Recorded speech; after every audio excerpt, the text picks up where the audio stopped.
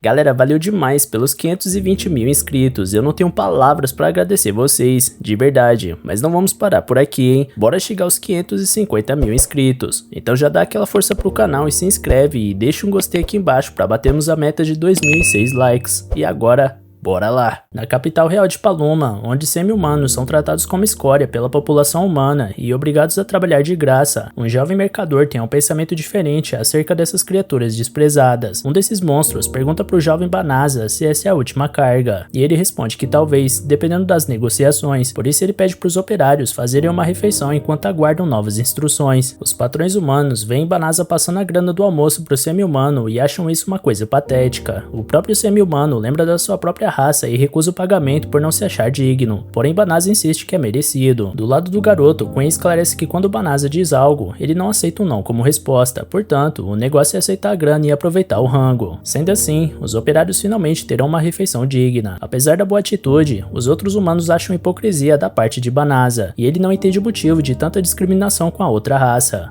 Enquanto Queen explica que esse preconceito é típico da capital, Banasa era transportado por uma estranha magia que atinge seu corpo. Assim que ele chegou em um novo mundo, uma voz afirma que a convocação do candidato número 198 a grande herói foi um sucesso. Logo Banasa era recebido no reino mágico de Cly Road. O humilde mercador acha que isso tudo não passa de um engano, porém o representante do reino afirma que é chegada a batalha contra o exército das trevas, por isso potenciais heróis de outros mundos são chamados para derrotar o exército do Lorde Demônio. Na sequência, uma serva chega com um artefato para avaliar as habilidades do jovem, e o representante explica que os candidatos recebem bênçãos divinas dos deuses em troca de retornar ao nível 1 após serem invocados. Essa bênção é chamada de revelação divina e concede poderes impossíveis de adquirir por treinamento. Curiosamente, Banasa era capaz de ler esse idioma estrangeiro, onde uma placa mostra suas habilidades, porém a serva nota que não aconteceu nenhuma revelação divina, porque essas estatísticas mostradas são a de um homem comum. Banasa explica que é exatamente isso que ele estava tentando dizer, porém os residentes de Cly Road sentem que fracassaram com essa convocação.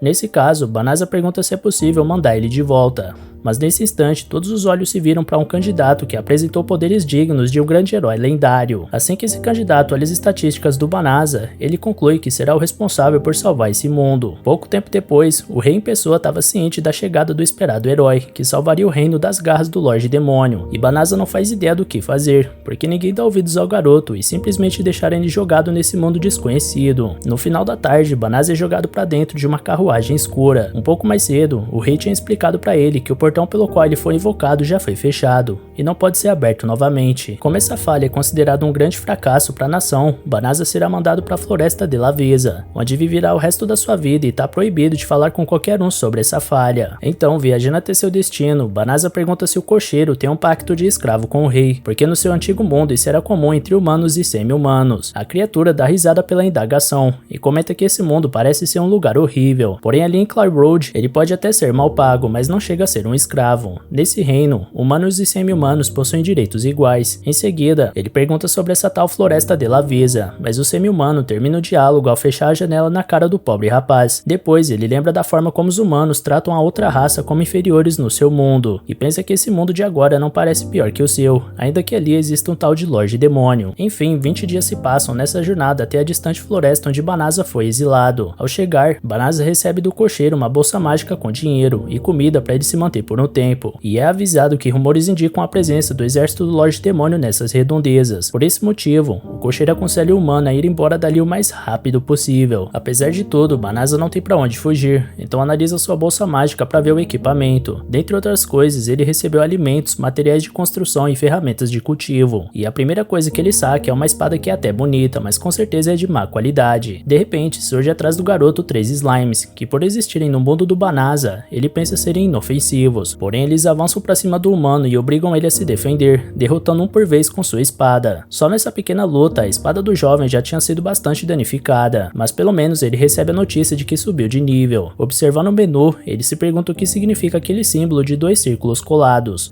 enquanto recebe autorização para ligar a orientação por voz. Doido para ter alguém com quem conversar, Banasa se anima com a ferramenta e logo é avisado por ela que recebeu 2 feitiços mágicos de rastreamento, a atração de monstros e a recuperação forçada. Banasa acredita que essas habilidades foram o que atraíram os slimes, e levando em conta que deram uma espada péssima para ele, o mercador conclui que obviamente estão querendo varrer ele do mapa. Contudo, o sistema oferece a possibilidade de remover esses feitiços da bolsa, então o exilado manda tirar os 2 sem pensar 2 vezes. Isso faz Banasa se questionar por que afinal eles colocariam esses feitiços tão fáceis de remover, mas nada faz sentido na sua cabeça. No momento, ele precisa arranjar um lugar para se proteger, mas antes de ele entrar na floresta de Laveza, o sistema alerta que ela está contaminada com alta concentração de Malicium, um nome genérico para substâncias líquidas ou gasosas emitidas por demônios, e que causam sérios danos às raças humanoides. Por isso, o sistema se oferece para purificar a floresta, e sem fazer ideia de como ele tem permissão para pedir isso, Banasa não recusa a proposta. Esse feitiço vai consumir 1/3 da magia do exilado, mas não é como se ele fosse um mago supremo das trevas, então essa mana perdida simplesmente não vai fazer falta nenhuma. Logo, uma energia mágica extremamente intensa varre toda a extensão da floresta de Laveza, e em poucos segundos a intensa luz tinha exterminado todas as impurezas do recinto. Com esse feito extraordinário, o mercador upa tantos níveis que o sistema empilha notificações de level up, que quase ameaçam derrubar o pobre garoto no chão. Nesse meio tempo, a primeira princesa de Cly Road denuncia ao rei a crueldade em exilar aquele candidato herói por um erro cometido pelo próprio reino, ainda mais por causa dos boatos de forças demoníacas montando sua base de linha de frente por lá. De repente, um subordinado alerta que a purificação, a mais elevada magia sagrada de todas, acabou de ser usada. Com a notícia, o rei pensa que o grande herói dos cabelos dourados acaba de subjugar o exército do Lorde Demônio, mas na verdade o feitiço não foi usado no sul, para onde esse herói se dirige, mas sim em uma floresta no extremo norte. Enquanto isso, em uma floresta no extremo norte, Banasa atinge o nível 367 sem mover um músculo sequer, e ele nota que aquele símbolo estranho no sistema ainda não mudou. Logo ele decide desativar as notificações de level up para o seu cérebro não fritar, e ao questionar quanto de mana ainda falta para ele, o sistema mostra sua magia sendo restaurada completamente em poucos segundos. Depois, o sistema oferece a magia mudança de aparência, então ele aceita a oportunidade de não ser mais reconhecido pelo reino de Cly Road, e para garantir que isso aconteça, escolhe o gênero feminino para se remodelar, ganhando atributos físicos salientes. Porém, ele percebe que não vai conseguir parar de se olhar no espelho caso se mantenha dessa forma, portanto volta ao gênero masculino, e sua remodelagem permitirá que ele entre e saia de Cly Road sem ser reconhecido como Banasa. Em seguida, o sistema indica o feitiço de teletransporte para levar o jovem de volta para a capital, e como não é bobo nem nada, o mercador abraça a vida fácil e vaza da floresta. Ao chegar na capital real, Banasa fica impressionado por ter usado uma magia que só os feiticeiros mais poderosos podiam invocar no seu antigo mundo. Pensando nisso, ele tem a ideia de usar a mesma habilidade para retornar ao seu universo de origem, mas quando nada acontece ao comandar a ordem, o jovem nota que aí já é pedir demais. De qualquer forma, agora ele precisa pensar num jeito de arranjar dinheiro para sobreviver nesse mundo, então sai em busca de uma guilda de aventureiros para fazer missões de caça a monstros ou transporte de carga. Nessa hora, o sistema surge de novo para dar seguimento à vida fácil, mostrando o caminho da guilda de aventureiros de Cly Road pro humilde mercador. Chegando lá, ele é avisado que a guilda classifica os aventureiros que sobem de rank ao fazer missões, e conforme forem subindo de classificação, poderão acertar missões mais difíceis e que pagam melhor. Sendo assim, Banasa se registra e quase usa seu nome original, mas consegue se corrigir a tempo e escolhe a alcunha de Fleo, o nome do seu cachorro. Portanto, Fleo estava finalmente registrado na guilda aventureiros, então recebe um pingente onde suas informações são armazenadas. Resolvido isso, ele começa a procurar seus primeiros trabalhos, até que ele encontra uma jovem garota pedindo uma companhia para levar ela até a floresta de Laveza. Até dinheiro a garota oferece pela escolta, porém ninguém se oferece para esse serviço, levando em conta dos boatos sobre a presença das forças demoníacas na região. Um semi-humano comenta que uma força de domínio do reino será enviada em breve, porém a jovem não pode esperar porque sua família vive lá perto e corre grande perigo. Mesmo com esse pedido de ajuda, a dupla de aventureiros empurra a garota ao se cansar da insistência. Então Fleo surge com seu charme inigualável para salvar o dia da donzela. Com todos em volta olhando espantados, Fleo afirma que pode teletransportar os dois até a floresta, e isso faz a guilda inteira se questionar como um moleque daquele era capaz de fazer isso. Nesse instante, um membro dos Cavaleiros Reais, chamada Balirosa, manda Fleo se afastar da garota, porque certamente o cara não parece um mago habilidoso bastante para invocar essa magia tão avançada. Ela e suas companheiras supõem que o homem tá planejando sequestrar a pobre garotinha, então Fleo tenta limpar sua barra ao se apresentar e convidar todas para acompanharem essa jornada. Fleo cumpre sua palavra ao teletransportar o grupo até a floresta. Por causa do uso dessa magia, uma feiticeira pergunta se ele é um mago do mais alto nível, porém Fleo responde que é só um novato que é fã de magia. Em seguida, todas pedem perdão por terem julgado errado o aventureiro, e a pequena garota repara que o Malicium dá floresta foi toda embora. Fleo ia avisar o que rolou, porém o sistema alerta que é perigoso informar a um demônio que ele usou a purificação. Fleo não entende o porquê a garotinha seria um demônio, enquanto Balirosa e as outras mulheres apontam suas armas para a criança. O mercador tenta entender o que está acontecendo, então a líder das mulheres conta que a guilda alertou sobre uma jovem suspeita que solicitou assistência para viajar até a floresta de Lavesa. Com isso, a criança perde sua expressão inocente e se apresenta como Fenris, irmã mais nova de Fengaril, dos Quatro Infernais. Fenris diz que seu irmão enviou ela para observar o inimigo e encontrar comida, mas agora vai ter que eliminar esses intrometidos. Então ela solta uma nuvem de Malicium que derruba todas as combatentes humanas, porém Fleo continua de pé, e por isso o lobo promete acabar com ele depois que derrotar todas em volta. O Lupino tenta devorar Balirosa, porém o aventureiro salva a mulher na hora. Apesar disso, ele não pode lutar e ainda proteger todas ao mesmo tempo, por isso ele manda o sistema teletransportar todas de volta para o castelo de Clyde. Feito isso, Fenris pergunta se o humano quis ficar para virar almoço, porém o jovem promete não morrer até descobrir o que realmente aconteceu com ele. Até lá, ele vai testar todos os feitiços que puder, e o primeiro que ele utiliza é o salto meteórico para escapar de uma investida do lobo gigantesco. Ao pular por cima da fera, ela tenta acertar Fleo com sua cauda, porém ele invoca uma muralha de terra para se proteger e contra-ataca com o redemoinho. Quando Fenris se livra, Fleo joga uma magia de gravidade e consegue prender a fera gigante no chão. Diante disso, ele precisa pensar rápido como derrotar o inimigo. Então o sistema recomenda uma magia de subjugação que domina o alvo e faz você controlar seus pensamentos e ações. Se lembrando do sofrimento dos semi-humanos no seu mundo, Fleo recusa a recomendação e pede outra, enquanto Fenris tenta se soltar da gravidade imposta sobre ela. Porém o sistema insiste na mesma magia de escravização, e ao passo que o lobo busca se fortalecer com suas magias, Fleo não sabe o que fazer, porque não aceita chegar nesse mundo e cometer o mesmo erro dos habitantes da sua terra. No entanto, Fenris perde sua mana ao tentar se livrar da gravidade, e ao desistir, ela pede pro humano executar ela, porque não há caminho na vida para um guerreiro que não consegue lutar. Por sua vez, Fleo revela que nem ao menos gosta de lutar e liberta a fera. Fenris questiona se ele vai poupar um demônio, inimigo natural da humanidade. Porém, Fleo não se importa se é um demônio ou um homem, ele não vai matar alguém que se rendeu. Diante disso, Fenris ressalta o quanto o garoto é inocente, e logo depois reassume sua forma humana. Fleo cobre a garota que ficou nua após a transformação, e ele pede para ela jurar não entrar em mais conflitos com os humanos, porque assim ele vai permitir que ela vá para onde quiser. Logo ele abre sua bolsa em busca de uma roupa para ela, porém ela desmaia por esgotamento de mana. Por isso ele monta um acampamento para a garota descansar, enquanto avalia suas magias no menu. Lembrando do feitiço de teleporte que causou tanto rebuliço na guilda de aventureiros, Fleo se pergunta por que ele tem uma habilidade tão avançada. Ao despertar, Fenris abre a cortina da barraca e observa o humano, refletindo que nem ela teve qualquer chance contra ele, mesmo tendo certeza que os humanos eram uma raça frágil. Então, com sua mana completamente restaurada, ela comenta com Fleo que qualquer outro teria matado e retirado a pele dela. Por isso, ela decide se tornar serva do humano e promete não entrar mais em conflitos com a espécie dele. Ao escutar ela chamar Fleo de mestre, ele deixa claro que não precisa de nenhuma escrava. Porém, Fenris usa a mesma estratégia do gatinho do Shrek ao fazer cara de pobre coitada, mas o garoto se mantém firme na sua decisão. Diante disso, Fenris anuncia que só resta morrer e tenta se cortar com uma das suas garras, e com isso, Fleo volta atrás e chama ela para acompanhar ele. Logo depois, Fleo explica que veio de outro mundo, convocado como candidato a grande herói, mas viram que ele não tinha nenhuma habilidade e exilaram ele na floresta. Desde então, ele usa uma magia para alterar sua aparência e não ser identificado pelo reino de Clyde. Portanto, Fenris vai se arrepender caso decida seguir o garoto de fato. A garota não se importa com nada disso, porque uma regra dos lupinos é viver em função do seu mestre até o fim dos seus dias. Sendo assim, Fenris pede definitivamente pro Fleo deixar ela ficar ao seu lado, e quando ele pergunta de volta se ela realmente quer isso, a garota abraça o garoto como resposta. Enquanto isso, no reino de Clyde, o grande herói comunica ao rei que suas forças, que foram enviadas para atacar o exército do Lorde Demônio, acabaram sendo derrotadas. Por isso, ele quer saber que tipo de soldados são aqueles concedidos pela coroa. Afinal, eles entraram em pânico e quebraram a formação ao ver uma simples esfera mágica, e por isso acabaram exterminados. Frente a isso, o rei questiona se realmente a culpa é toda dos soldados. Então o grande herói responde que o soberano deveria agradecer por ele ter trazido alguns deles vivos para casa. Após a partida do famoso guerreiro, o rei pergunta para um soldado como foi o rendimento do herói em batalha, e o soldado conta que ele permaneceu na retaguarda do exército o tempo inteiro, e quando o conflito estourou, ele fugiu enquanto suas tropas lutavam por suas vidas, e ainda jogou a responsabilidade disso aos homens que ficaram. Nesse meio tempo, o grande herói dos cabelos dourados está revoltado porque tem um mês que ele está treinando direto, mas suas habilidades só são fortes o bastante para lutar contra humanos ou feras mágicas fracas. Nesse instante, chega uma mulher chamada Tsuya, e o herói pede desculpas por ter feito ela esperar. Tsuya responde que esperar é uma das suas funções como serva dele, então o herói decide oferecer oferecer todos os luxos que puder à mulher com o dinheiro do castelo. No dia seguinte, Flew ressalta que precisa ganhar dinheiro para viver nesse mundo, por isso vai arranjar trabalho na guilda e depois pagar uma hospedaria para passar a noite. Fenris esclarece que vai estar acompanhando o mestre, porém ele diz que não gosta de ser chamado assim, mas quando ia dizer seu nome, um comerciante oferece vegetais recém-colhidos para a esposa. Fenris não entende o motivo de ter sido chamada de esposa, então Flew explica que o cara pensou que eles fossem casados e que pode ser interessante fazer as pessoas pensarem desse jeito para que eles possam viajar sem levantar tantas suspeitas. Sem pensar duas vezes, Fenris aceita o convite, porque não tem honra maior para uma mulher lupina do que ter um marido forte. Flew lembra que isso seria só encenação, porém a garota já começa a chamar o rapaz de querido. Ao chegarem na guilda de aventureiros, Fenris se inscreve como membro e acha intrigante o cordão que os humanos usam para se identificarem, e Flew mostra o dele para a garota. Fenris acha que eles combinam pelo fato dos dois terem um cordão parecido, então ela lembra de um ritual de casamento da sua raça, onde o casal engole alguns ossos de uma presa que eles caçaram juntos, e ter um acessório combinando lembrou ela disso. Nesse instante, a atendente da guilda pergunta qual nome Fenris vai usar no registro, e como ela ia dizer seu nome real para a mulher, Flew interrompe a tempo e responde que ela vai usar a alcunha de Iris. Depois disso, enquanto buscavam um trabalho, a garota pede perdão por ter esquecido de ocultar o nome verdadeiro, mas ainda assim, Flew acredita que ninguém vai descobrir a identidade dela com essa transformação de humana. Por falar nisso, ele vai precisar que ela haja como